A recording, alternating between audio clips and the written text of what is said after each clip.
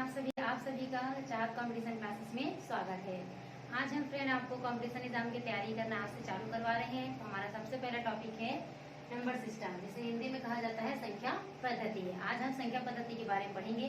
संख्या पद्धति बहुत इंपॉर्टेंट टॉपिक है फ्रेंड, आप सभी के लिए और सभी एग्जाम में ये टॉपिक पूछे जाते हैं। तो हम सबसे पहला पॉइंट पढ़ेंगे प्राकृतिक संख्याओं के योग पर आधारित प्रश्न। और प्राकृतिक संख्याओं के योग पर आधारित प्रश्न बहुत सारे होते हैं। तो हमारा पहला टॉपिक है क्रमागत संख्याओं का योग ज्ञात करना। तो क्रमागत संख्याओं का योग ज्ञात करने के लिए पहला सूत्र होता है, इसी सूत्र से आप ये सारे क्वेश्चन बना सकते हैं। तो सूत्र है हमारा अंतिम संख्या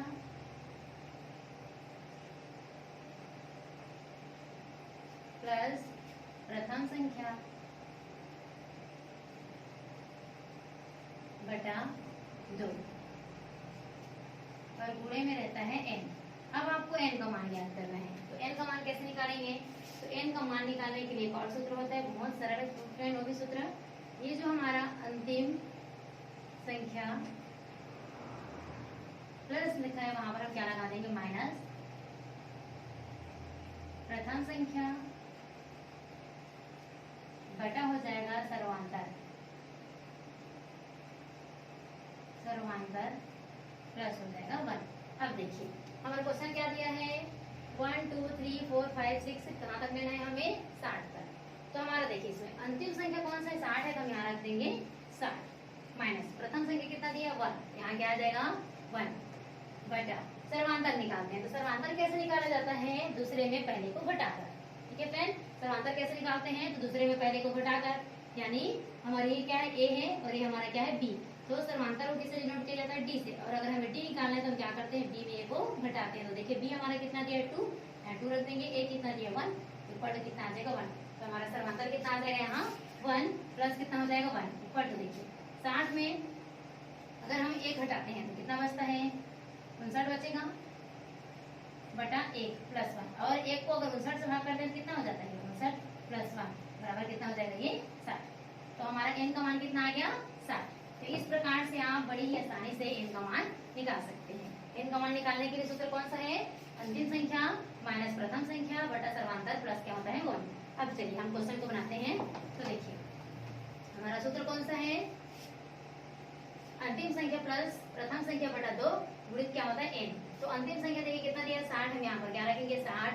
प्रथम संख्या कितना दिया? 1 अपान कितना हो जाएगा? 2 इंटू कितना हो जाएगा? n का मान अभी हमने कितना निकाला था? 60 निकाला था ना। n का मान कितना निकाला था? 60। तो n की जगह कितना आ जाएगा? 60। अब चलिए इनको जोड़िए, कितना हो जाएगा? ये 61 गुणित 60 बटा हो जाएगा ये 2। अब गुणा करेंगे तो इसका मान कितना आ जाएगा? 6 कम 6 और 6 6 36 बटा आ जाएगा 2। और पूरे का भाग करेंगे तो कितना आ जाएगा इसका आंसर? 2 1 2 2 8 16 और 2 3 6 2 18 30 इसका क्या है? आंसर है। तो बड़ी ही आसानी से फ्रेंड आप इस सूत्र का प्रयोग करके क्रमागत संख्याओं का योग ज्ञात कर सकते हैं। अब देखिए हमारा दूसरा क्वेश्चन क्या दिया है? 2 4 6 8 10 इक्वल टू अंतिम संख्या कितना दिया? 60। अब हमें इसमें n का मान निकालना है। क्या निकालना है? n का मान। तभी मैं बताई थी अंतिम संख्या कितना दिया है? 60 माइनस रहेगा, फिर प्रथम संख्या कितना दिया है? 2 अपान सर्वांतर। देखिए तो अब हम 4 में 2 घटाएंगे, कितना बचेगा? 2 प्लस कितना हो जाएगा यहाँ? 1 घटा दीजिए, कितना बचेगा यहाँ पर? 60 में 2 जाएगा तो कितना हो जाएगा? ये 58 बटा हो जाएगा 2 प्लस 1। अब भाग करिए, कितना आ जाएगा? ये 2 दूनी 4 1 बचा, 2 दुनिया 18 प्लस कितना बचा यहाँ पर? 1 इक्वल टू आ गया 30। तो अब हमारा n का मान कितना आ जाएगा? 30। दूसरे संख्या के लिए है, तो चलिए इसी में मान रखते हैं हम दूसरे संख्या के लिए। हमारा सूत्र कौन सा दिया है?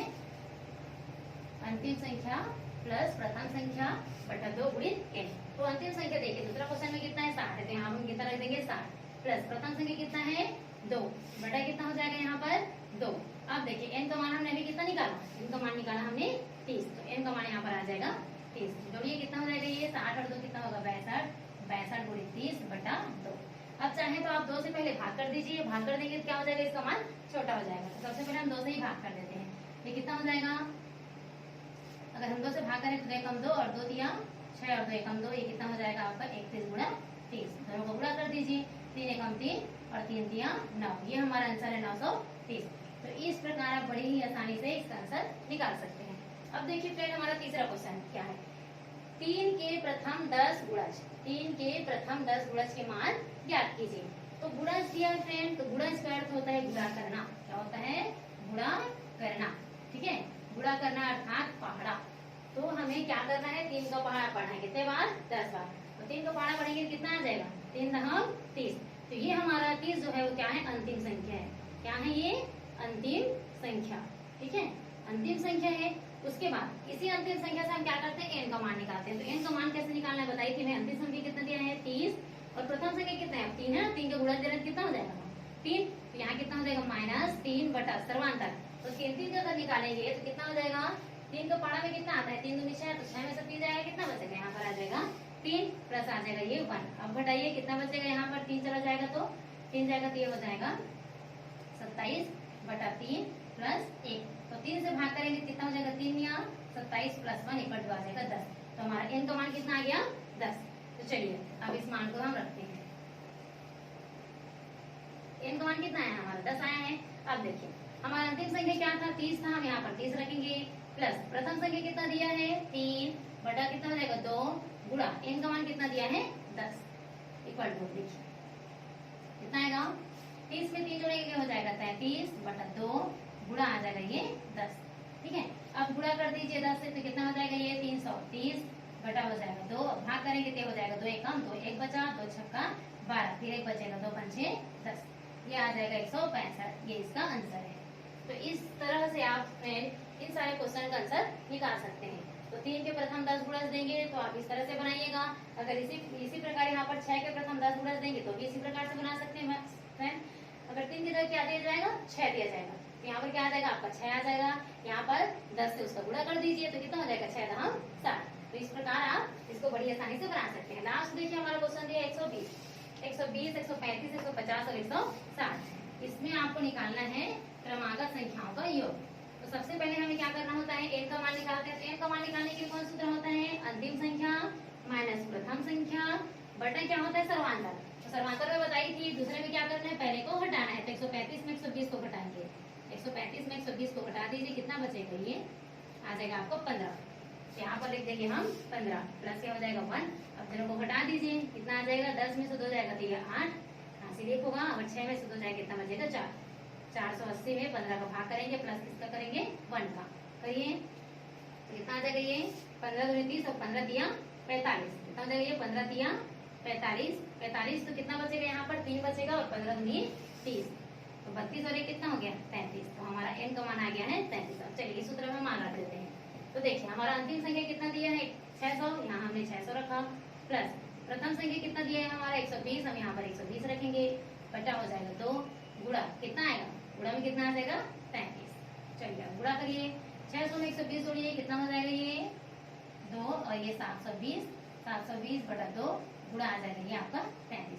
तो सबसे पहले हम क्या करते हैं? 2 से भाग कर देते हैं। 2 एकम 2 और 2 दिया 6, 1 बच गया, 2 छक्का 12 और 2 शून्य 0।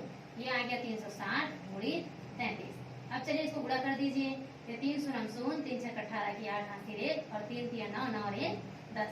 इसे गुणा करिए फिर कितना आ जाएगा? उसी को वही मान आएगा। तो हम सीधा लिख सकते हैं इसको 0, 8, 10 जोड़ दीजिए सबको, कितना आ जाएगा? ये 11,880। ऐसा कितना आ जाएगा? 11,880। इसको हम लिख देते हैं यहाँ पर 11,880। तो देखिए फ्रेंड इन सारे क्वेश्चन को बनाना कितना सरल है। तो बस आपको क्या याद रखना है? अंतिम संख्या प्लस प्रथम संख्या बटा 2 गुणित n। इस सूत्र को आप याद करके इस सारे क्वेश्चन को बना सकते हैं। सर्वांतर कैसे निकालना है मैं बताई हूँ अभी आपको। n का मान निकालने के लिए कौन सा सूत्र रहता है? अंतिम संख्या माइनस प्रथम संख्या बटा क्या होता है? सर्वांतर प्लस होता है 1। इस सूत्र से आप n का मान निकाल सकते हैं।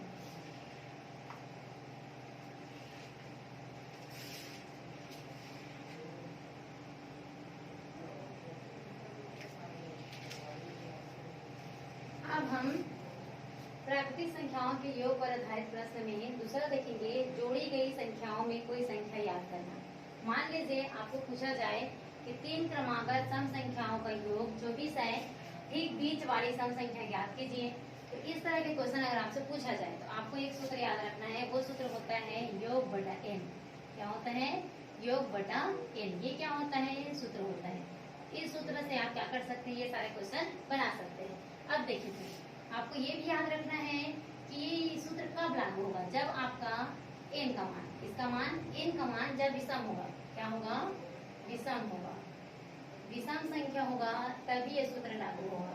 जैसे कि विषम संख्या में क्या हो सकता है? 3, 5, 7, 9, इधर आगे जितना भी देखिए। तो इस तरह से मान जब होगा एन का मान तभी ये सूत्र लागू होगा। तो हमारा सूत्र कौन सा है? योग बटा एन। अब हम इसे बनाते हैं तो देखिए क्या बोला है?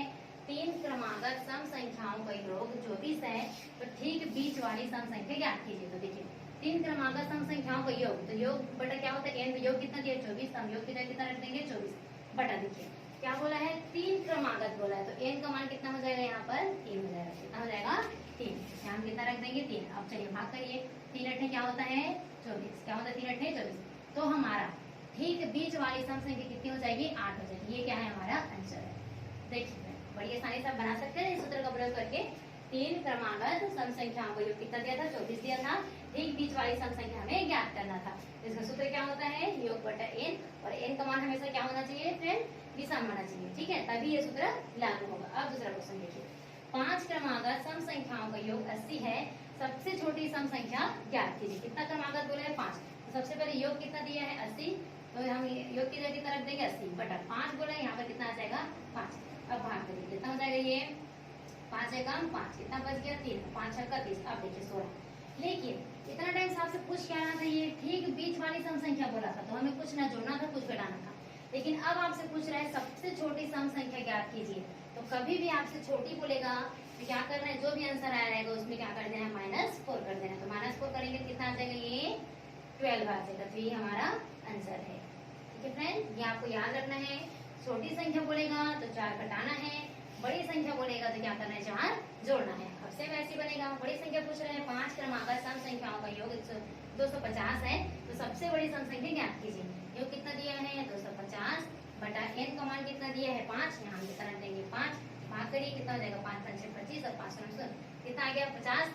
अब बोला है कि बड़ी संख्या, तो बड़ी संख्या तो +4 कर देंगे, कितना आ जाएगा? 54। हमारा आंसर क्या आ जाएगा? 54।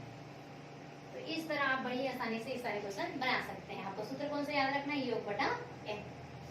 हमेशा याद रख रहे हैं कि एन का मान हमेशा क्या होना चाहिए? विषम संख्या होना चाहिए। जैसे कि 3, 5, 7, 9 जितने विषम संख्या आते हैं वो संख्या किसके लिए? मान के लिए है? एन के मान के लिए है।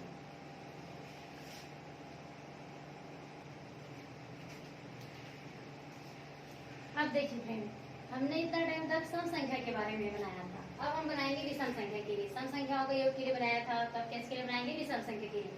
तो हमारा क्वेश्चन दिया है 3 क्रमागत विषम संख्याओं का योग 51 है, तो ठीक बीच वाली विषम संख्या ज्ञात कीजिए। तो सेम यही प्रोसेस इसमें भी होगा। सूत्र क्या था हमारा? योग बटा एन। क्या है? योग बटा एन। तो देखिए योग कितना दिया? 51। हम यहाँ पर 51 रख देंगे बटा एन का मान क्या हो जाएगा? 3 क्रमागत हो रहा है, इसलिए यहाँ पर कितना आ जाएगा? 3। 3 से भाग कर दीजिए। 3 एक कम 3, कितना बचेगा? 2। 3 या 27 ज्यादा हो जाएगा। 3 7 21। ठीक है, हमारा आंसर कितना हो जाएगा? 17। इसका आंसर कितना हो जाएगा? 17। अब देखिए दूसरा क्वेश्चन क्या दिया है? 5 क्रमागत विषम संख्याओं का योग 145 है, तो सबसे छोटी विषम संख्या याद कीजिए। योग कितना दिया? 145। योग की जगह हम 145 रख देंगे बटा एन कितना दिया? 5 दिया ना, यहाँ पर कितना रखेंगे? 5। अब भाग करिए इसको, तो कितना आ जाएगा? ये 5 दूनी 10, बचा कितना? 4। 5 में 45 29। अब देखिए 29 हमारा आंसर नहीं है। मैं क्या बताई कि अगर सबसे छोटी संख्या पूछा जाए तो हमें क्या करना है? 4 माइनस करना है, तो इसका आंसर कितना हो जाएगा? 25। और बड़ी पूछा जाएगा क्या करना है? 4 प्लस करना है। बताइए ना। तो अब देखिए क्या दिया है? तीसरा क्वेश्चन 5 क्रमागत विषम संख्याओं का योग कितना दिया? 55। अब योग की जगह कितना रखेंगे? 55। कितना संख्या बोल रहे हैं? 5। तो यहाँ पर कितना रखेंगे? 5। भाग करेंगे, कितना आ जाएगा? ये 11। अब बड़ी संख्या बोल रहे हैं तो क्या जोड़ेंगे? 4 जोड़ेंगे। हमारा आंसर कितना हो जाएगा? ये 15। कितना हो जाएगा? 15। ये आंसर है। तो इस प्रकार आप बड़ी आसानी से फ्रेंड सम संख्याओं का योग और विषम संख्याओं का योग बना सकते हैं।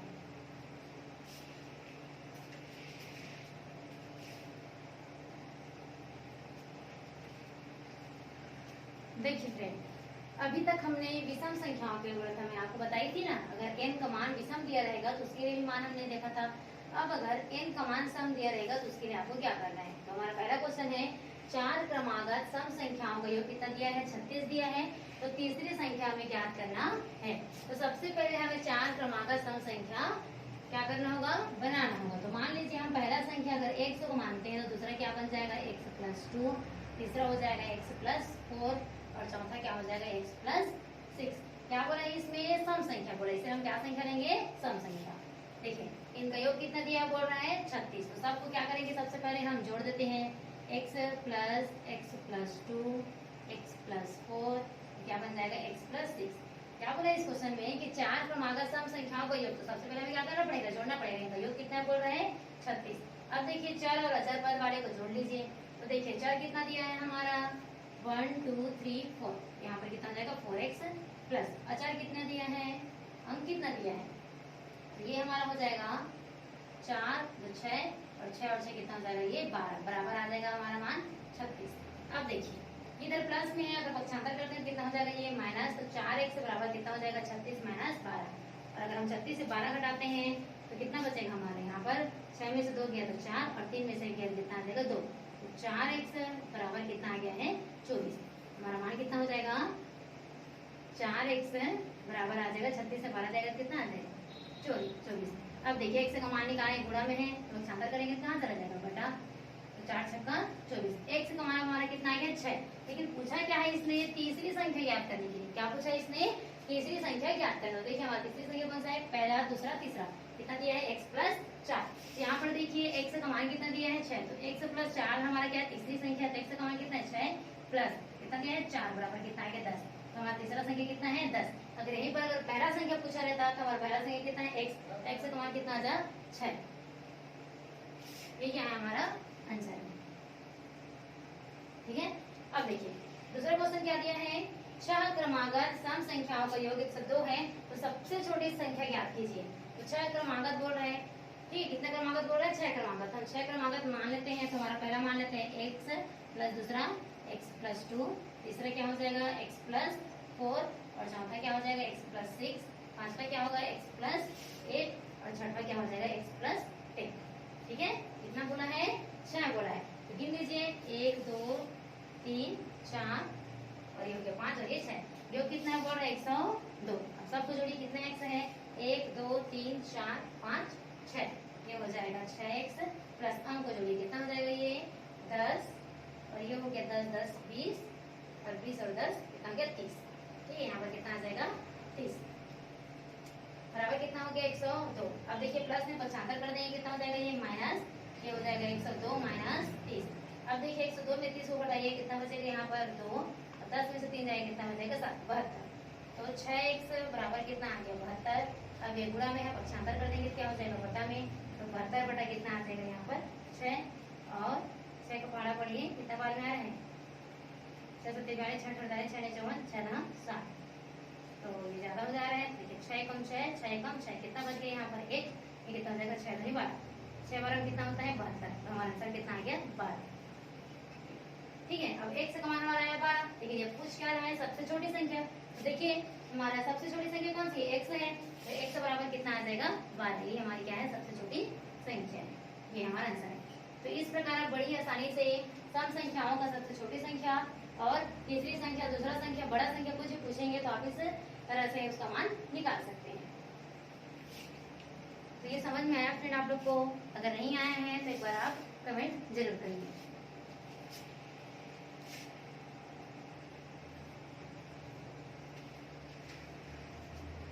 अब देखिए फ्रेंड, हमने सम संख्याओं के लिए देखा, अब हम देखेंगे विषम संख्याओं के लिए। तो 4 क्रमागत विषम संख्याओं का योग 72 है। तो सबसे बड़ी संख्या ज्ञात कीजिए। ठीक है, तो पहले हम 4 क्रमागत विषम संख्या ले लेते हैं। तो हमारा पहला संख्या हो जाएगा x, दूसरा क्या होगा x प्लस 2, तीसरा हो जाएगा x प्लस 4 और चौथा क्या हो जाएगा x प्लस 6। आपको याद रखना है फ्रेंड, विषम बोला है लेकिन आपको क्या लेना है, सम। अगर आप विषम लेते हैं तो आपका आंसर किस में आ जाता है, सम में आ जाता है, तो वो राइट नहीं है।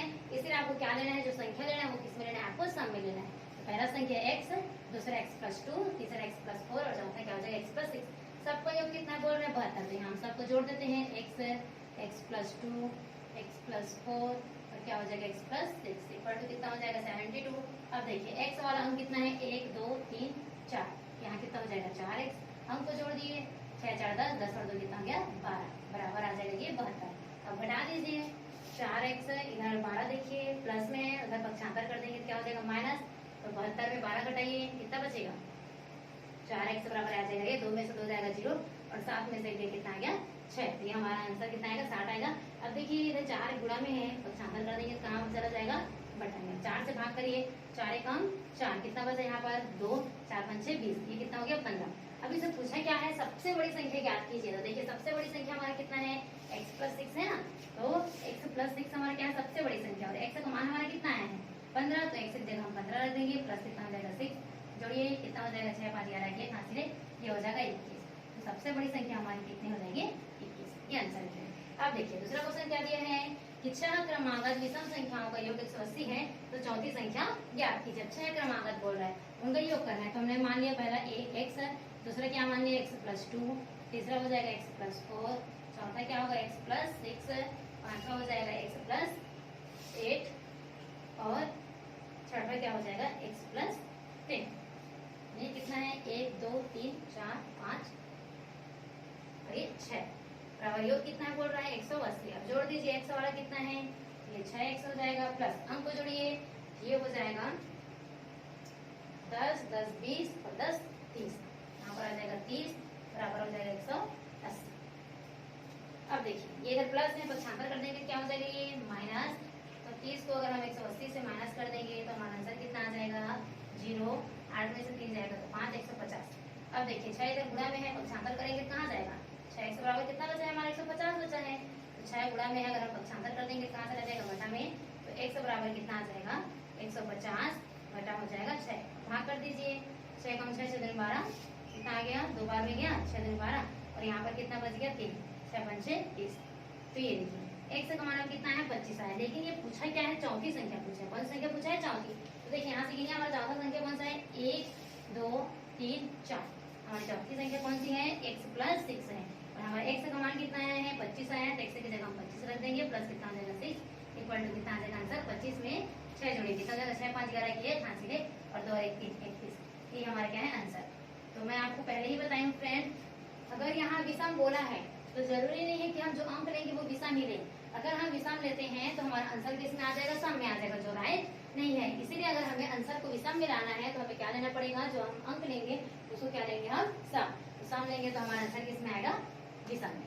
ये समझ में आया फ्रेंड आप लोग को, ये क्वेश्चन आप लोग को कैसे लगा आप लोग हमें कमेंट करके जरूर बताइए, और जो टॉपिक आपको समझ में नहीं आया एक बार कमेंट जरूर करिए फ्रेंड, ताकि हम जहाँ पर भी आपको कोई दिक्कत हो उसको हम समझा सकें। Thank you friend.